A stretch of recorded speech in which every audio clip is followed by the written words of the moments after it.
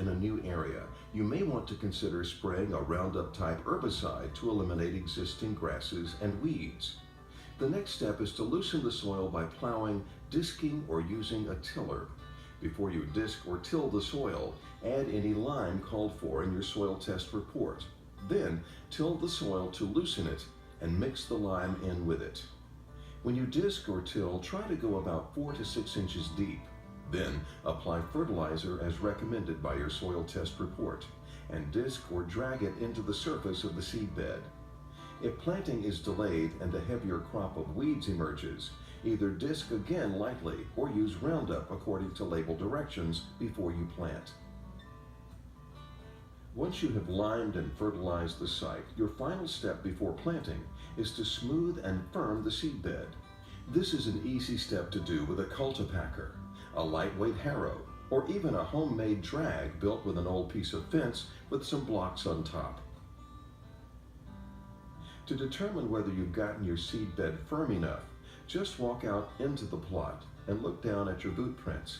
Ideally, your boots should sink down a little, but no more than 1 inch. If they sink down more than that, then firm the plot again with your heavy drag or cultipacker. Whether you've gotten your seed bed smooth enough depends on what imperial blend you'll be planting. The ground shown in the left side of the photo is smooth enough to plant Power Plant or Pure Attraction.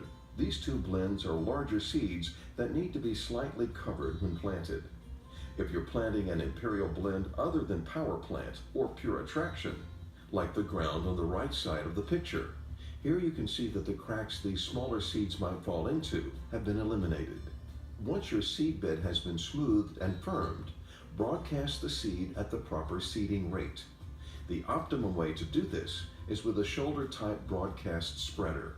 A great technique is to put 1/2 of the seed for your plot out walking back and forth in one direction, say north and south, and then put the other half out walking the plot in the other direction, say east and west.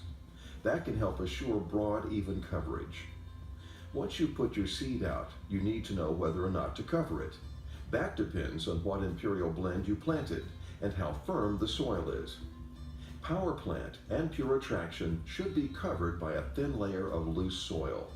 You can do that by dragging over the seed again with a homemade drag or a lightweight harrow.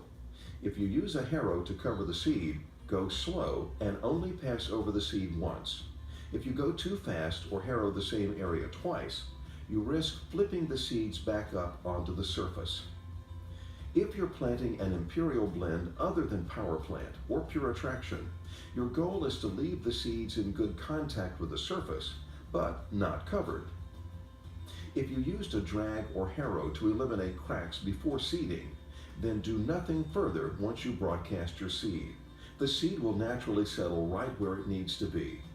If you used a cultipacker before seeding, then cultipack again after you seed. That won't cover the seeds, but it will help seep the seeds into the surface of the firmer soil. And again, remember, unless you're planting Power Plant or Pure Attraction, the seeds should not be covered. If possible, try not to plant until there is adequate soil moisture for germination and seedling establishment.